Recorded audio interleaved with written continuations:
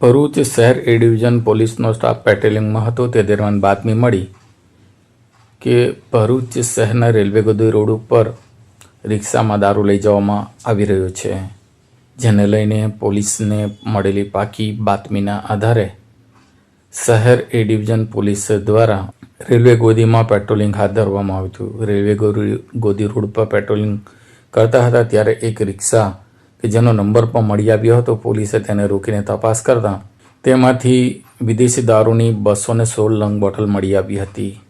પોલીસે રિક્ષા લઈને જતા 2 વ્યક્તિ કે જેમાં શહેરના ત્રણકુવા ફાટક અમન રેસિડેન્સીમાં રહેતો શહેજાદ ઇમ્તિયાઝ શેખ અને શરીફ નવાઝ મહબૂબ મિયા મલિકને ઝડપી લીધા હતા, જેને પોલીસે તપાસ કરતા વિદેશી દારૂનો જથ્થો મંગાવનાર અજય સહિત અન્ય 2 ઈસમો પણ ઝડપાયા હતા। ત્યારે પોલીસે આ દિશામાં તપાસના ચક્રો ગતિમાન કર્યા છે અને આ અંગે તપાસનો દોર શરૂ કર્યો છે। જ્યારે પોલીસે 216 નંગ દારૂની બોટલ કે જેની કિંમત 42,000, 50,000ની રિક્ષા, મોબાઈલ વગેરે મળી કુલ્લે 1.25 લાખનો મુદ્દામાલ કબજે કરી બંને સામે પ્રોહિબિશન એક્ટ મુજબ શહેર પોલીસ સ્ટેશનમાં ગુનો દાખલ કરવામાં આવ્યો છે।